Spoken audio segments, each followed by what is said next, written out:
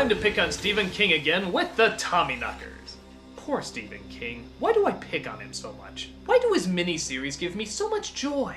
I know he's written good stuff, but the bad stuff is just so entertaining. His returning cliches and overuse of character traits often transfers so poorly into film. And oddly enough, the more time they have to explain and analyze it, say in an over 2.5 hour long TV special, usually the more horrible it is. What's that? Why yes, that is an ass-numbingly long time. So, let's not beat around the bush. Let's dive right into the Tommyknockers. So, our story takes place in... Go ahead and take a shot. As for me, I can't play this Stephen King drinking game anymore. I want to survive! But hey, that doesn't mean I still can't plug it. With the brand new home version, you won't ever have to worry about watching a Stephen King miniseries sober or awake ever again. It comes complete with beer glasses, pool toys, baseball hats, and even your very own talking Mr. Toomey doll. Scaring the little girl! So in the state of Maine, we're introduced to Hilly, and he's excited because his grandpa just got him a magic kit. Well, Dad says there's no such thing as magic. Kids and old people, we know that magic's real, no matter what anybody says. There is even a place that's magic. Uh-oh, Grandpa's off his meds again. Out by the Anderson farm. In my day, we called it Big Engine Woods. But it's called Burning Woods now. But no matter what it's called, there's magic there. The Indians believed it. I think they prefer the term Indian American, but keep going. Magic spirits. You have to keep your wits about you when you go there. And Hilly, never go there alone. You know, my grandpa told me a story like that too. He also ate sandpaper and called himself Vanessa, but I still believed him. And seeing how this is a Stephen King story, we cut to one of the other umpteen gazillion characters. This is Officer Ruth, and she's showing the kids around the station for a field trip. This is where we have our cells, and we put on all the people who break the law in here. That man over there used to molest little children just like you. Go ahead and touch him, go ahead and touch him. Okay, come on in here. Let's go see the schoolroom. This is the best part. You see, when I was a little girl, my parents used to travel a lot. What the hell? Every time they went to a new country, they would bring me another doll. Dolly's a hobby? Oh, yes, they are my hobby. My friends know that I like them, so every time they travel, they bring me one. And suddenly this character got disturbing and uncomfortable. Seriously, what police station would allow dolls inside the office? We don't want to break anything now, do we? That's all right, that's all right. JoJo's never been broken. This is beyond a creepy hobby. This is just unnerving. Does your work allow that? Brian, I was wondering if it was at all possible for you to, by any chance, get the report done by this Thursday? Well, we'll have to ask Roger before I can answer that. What do you think, Roger?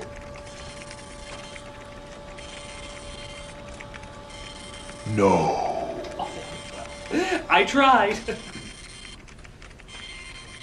Go. Okay. But one of the children, imagine this, actually gets scared of one of the dolls.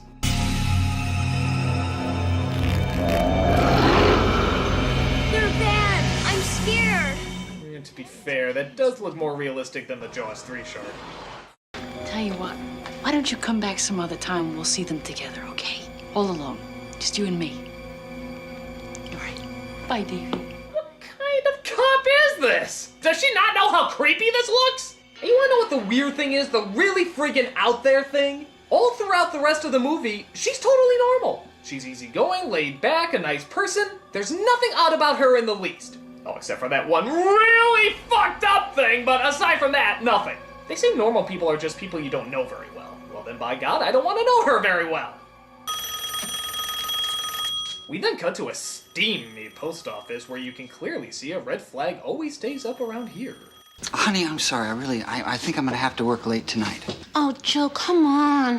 Yeah, will you tell her for me that Becca Paulson likes her husband home for dinner? Yeah, honey, I will. I will. I gotta go now. Bye. Are you ready? Am I ready? Is that your question? Am I ready? It's like the sign says, neither snow nor rain nor... Oh yeah, now this is why the postman always rings twice, except he's about to find out that the mail lady really is a mail lady. M-A-L-E! Cinema snob, what are you doing here? Oh, sorry. I thought this was a porno. This is how most of them start out. No, it's a Stephen King miniseries. Oh, condolences. Thanks. We then cut to a writer named Bobby, who stumbles across something very odd in her backyard. Ow.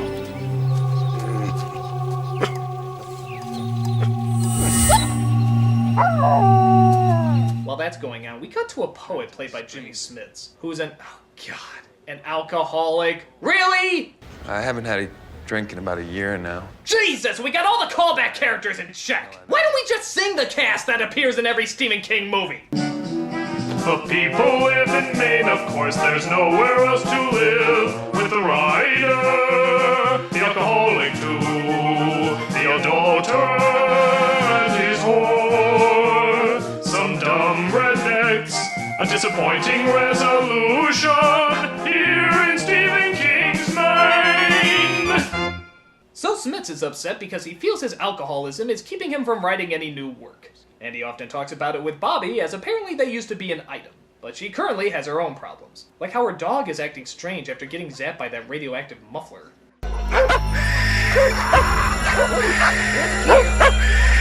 What? Who owns half of these animals? I mean, a parakeet is one thing, but an owl, a cobra, a fucking Komodo dragon? What the hell? Hey, lady, why don't you get your dog out of here?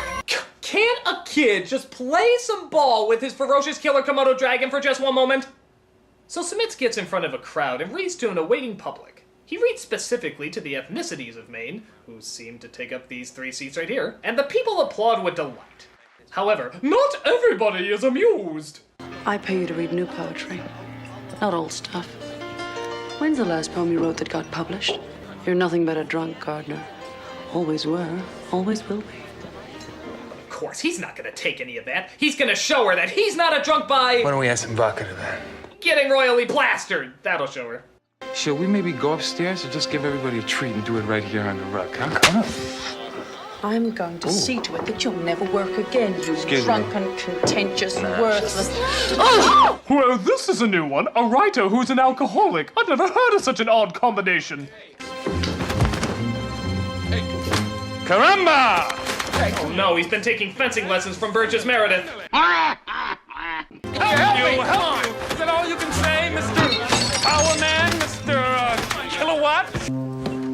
You nooking SOB. If you remember nothing else in this world, remember this. God hates a coward. Well, there's only one dignified way to exit the scene. I'm sorry. I know we're supposed to feel sorry for him, but that's like the ending to a Goofy cartoon. He wakes up on a beach after a drunken rampage and is picked up by Officer Blagojevich, who takes him back home. While that's going on, Hilly's brother is frightened by something he hears making noise in the closet. Zoom, motherfucker! Son of a bitch, ow! Wait, wake up! There's a monster in my closet. Don't listen to him! Just put your delicious brains back to sleep, doopy-doopy-doop! Some monster squirt. But Hilly doesn't see any monster and tells his brother to go back to sleep. Can I sleep in your bed tonight? Sure. Back we go, all warm and safe and toasty. No, I don't like the way he said that. And I don't like the way he's snuggling with him either. You know, Maine is sick. Do you know that, Maine? You're very sick. Joseph R. Paulson, you get back here this instant! So we see the cheating postman out again as his wife, Deputy Olive Oil, reminds him that he forgot his sandwiches. For you and the boys?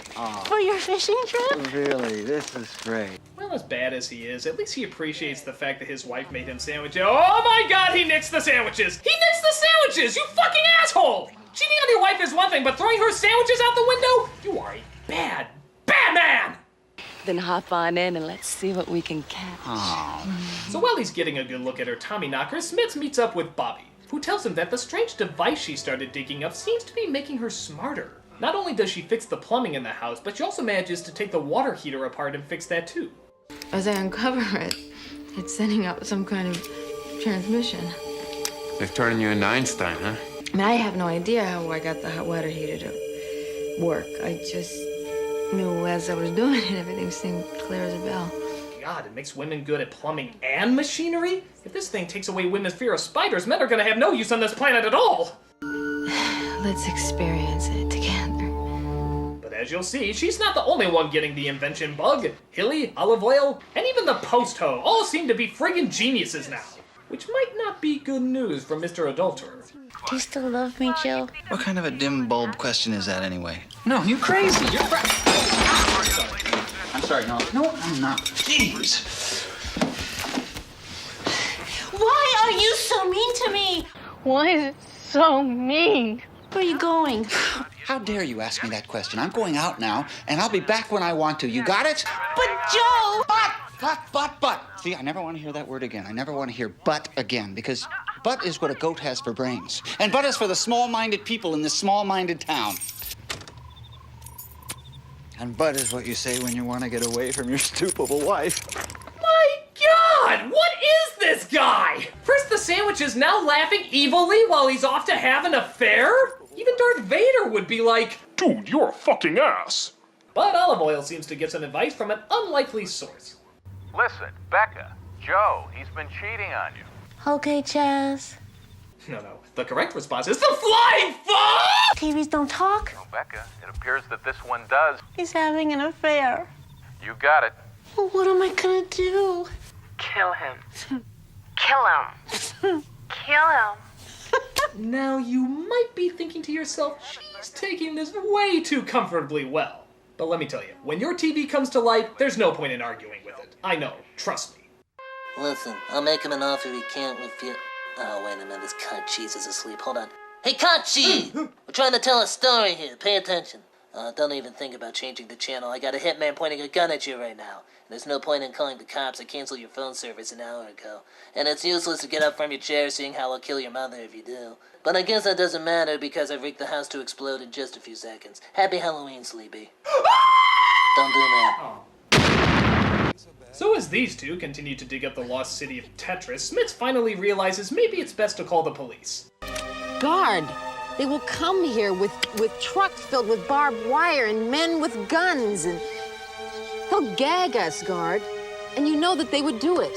E.T. is a true story. All the feds will come over here, they'll take all their stuff away, and then all the guns will turn into walkie-talkies. It'll be weird. And speaking of weird, Hilly's magic trick, using the invention that the crocodile tongue seemed to help create, seems to do its job a little too well, as it makes his brother disappear, but then never brings him back. Hilly, you stop fooling around and get Davy back. Now. I'm trying, but I can't. I'm trying, okay? Okay, where is he, honey? Where did he go? I don't know. I don't know where things go when they stop being here. Come back, Davy, come back. It's okay. I'm sure he just went to another dimension right within the realms of Outworld. Your brother's soul is mine. See, he's in good hands. But it turns out the brother really has disappeared, and nobody can find him. So, the whole entire town shows up, all 12 of them, to help track him down however they can. All except for one person who had to go home early. Oh, Joe left the search early. Said he was coming down with the flu. No, he can't be. He seriously can't be. I'll be back first thing in the morning. Okay. Thanks, Becca. I'm going to puke up my lunch if he is actually— Oh my God! You left a search for a lost child to fuck the mail lady? First the sandwiches, then the evil laughter, now abandoning a child to get laid. Dude, you're not gonna find the kid in her vagina! Forget it. Becca's gonna be manning those phones day and night until they find him. Oh. Day and night. Night and day. I can't take this guy. I really can't. He isn't just an asshole. He's like a compilation of assholes to make the world's biggest asshole. The $6 million asshole! Gentlemen, we can rebuild him. We have the technology. We will take elements from the world's biggest dick horses and make him shittier than he ever was before. Shittier. Crappier. Straight up cock muncher. But Olive Oil decides she can't take it anymore and sets up a trap for the Dickmeister. Would you turn this junk off? I mean, I hate this show. Turn it off yourself. What did you say to me? I said you could damn well turn on yourself to the woman! Hey now, you don't mean that. It's the crackers talking. That's it. Good night. Good day. Oh no, I've been Listerine! Make sure my coffin is minty fresh. And the inventions keep on coming as Bobby, it appears, put together a typewriting machine that actually writes the story while she's asleep. I'd make a Stephen King joke here, but let's face it, you've already made it in your head. But things get even worse when Hilly suddenly slips into a coma. I'm taking him to the hospital, Terry. No. You two stay here. I'll take Hilly to the hospital. I'll call you as soon as I've spoken with the doctor. Ah, yes. Trust the guy who believes in engine magic with the safety of your child. Daddy. You okay? And just where is the hospital, you may ask? Oh good! I hear they have a real good health plan down there. Whenever a kid is in trouble, they just walk inside their house and pretend like nothing is going on. Suck on that, continuity lovers! Tommyknockers, knocking at the door. So as you can see, Olive Oil was put in the nut house, and it seems like the rest of the town is not too far behind. Not only is everybody making more Dr. Seuss inventions, but many of them start becoming psychic and acting more crazy. I know a psychic in a Stephen King story. Alert the media! What was it you wanted? Well, aren't you gonna read my mind like everybody else, Nancy? I'm not getting it. The only one who doesn't seem to be affected by it is Smits, as he had a metal plate put in his head years ago that they think blocks off part of his brain. Probably the part that said say no to Star Wars prequels. You okay? Yeah, I just needed a good night's sleep. I'm ready to dig. Well, I think you should really take a good look at yourself. Why? You're obsessed. You can't stop it. I can't stop. What are you implying? You're obsessed and you can't stop. I can stop. When I want. Officer Ruth starts to catch on as well and tries calling for backup. And seeing how she's doing it in the doll room, I bet you'll never figure out where this is going. What a shock. Too late, boss. Too late.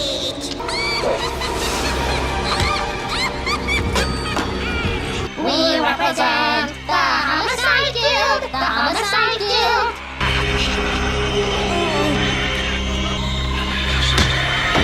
Don't fuck with the Chuck! Yeah, I bet you thought those dolls were just gonna sit there nice and quiet all throughout this Stephen King story, didn't ya? But nope, they hide her body and disappear off to, I don't know, Puppet Master 12 or something. And meanwhile, the post-ho has been doing some inventing as well, as she tries her new invention on a pair of dim-witted cops. Is he always so mean and grumpy? Is he like that to you too, Trooper? Or is it just me? I'm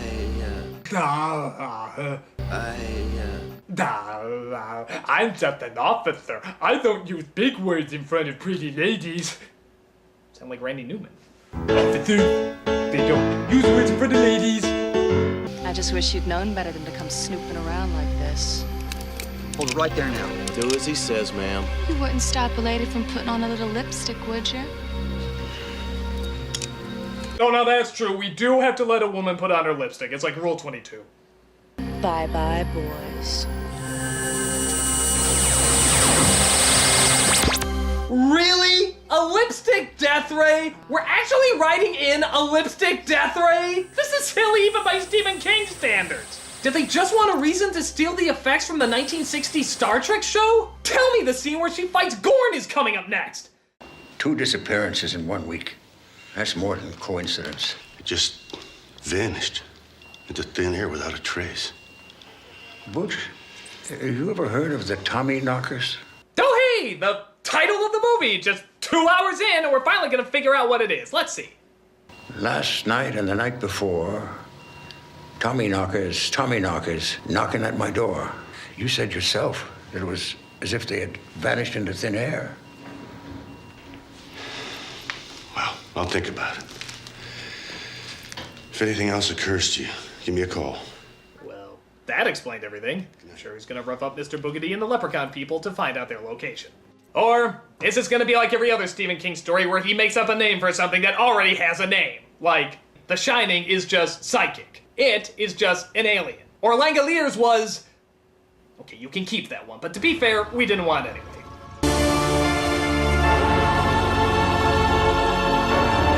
So everyone gathers around the Church of Slimer as everyone is hypnotized by the lean, mean green machine to keep digging it up. The time for all of us to unite. is at hand. Are you ready to complete the becoming? Is that sort of like The Happening, only funnier? But the crowd heard that inane whisper, captures Smits and forces him to start digging up the device. Meanwhile, Grandpa and the officer return to check on the town, only to find that it's completely abandoned. But hey, that doesn't mean they can't stop for a nice cold one. Come on, stupid.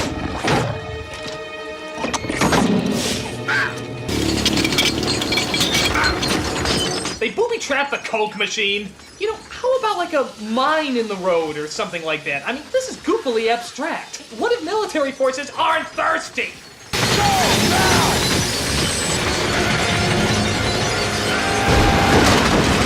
They did it! They fried the Coke again! Well, this is good. This is really good, because this gives me a chance to properly explain what frying the Coke is. It's when somebody does something so stupid or phenomenally over the top that you can't help but find it unbelievably awesome. And by God, what is more awesome than being killed by an exploding soda machine created by glowing Nickelodeon slime? Aside from a tiger stepping on a mine in a coliseum where a Coke machine is your only salvation. But aside from that, no. So Grandpa goes deeper into the woods to find the evil diggers. At first I thought it was weird that he didn't go back and try to get help, but then again, I guess it would sound odd telling a police officer that a Coke machine ate your friend and there's a cult trying to dig up Ecto Cooler, so maybe he made the right choice. But he gets captured too, and it seems like Smits is the only one left to save the day. He convinces Bobby that he's turned to their side and that only the two of them should be allowed to finish the digging and see what's inside.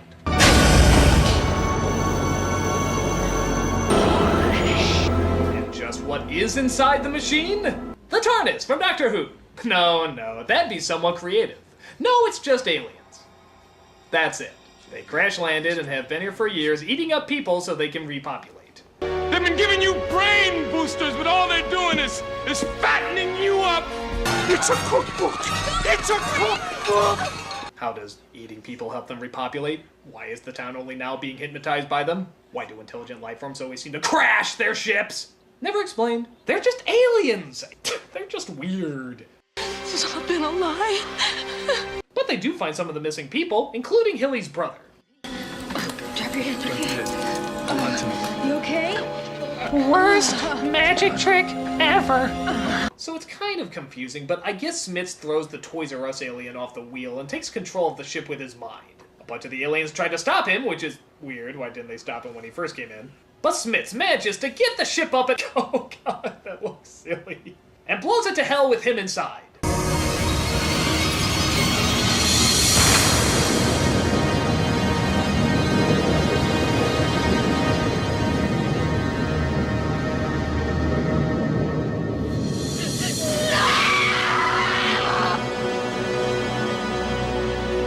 And that's where it ends. I shouldn't really say end, just more stops. And with that said, kids, I must ask the question, what have we learned today? Well, I learned there's a rumor that Stephen King wrote this while high off his ass. And honestly, I wouldn't doubt it. I mean, yeah, it's stupid, silly, and makes little sense, but it's also kind of like looking into somebody's psyche. Most of the story is talking about how a certain substance increases your creativity, but also increases your dependency. Much like King admitted that's what happened when he was a stoned alcoholic. So in that sense, it's actually sort of fascinating. Seeing one guy trying to get rid of his dependency while also trying to make others beat theirs. But taking that out of it, this actually is one of the more entertaining Stephen King miniseries, just based off of its goofiness. As usual, it's a lot of build-up to a disappointing payoff, but the build-up is always good, and the over-the-top delivery is a ton of fun to watch. Honestly, I'd say give it a watch. Just don't play the drinking game while watching it, your lungs will disappear. I'm the Nostalgia Critic, and Nostalgia-ween is on the way!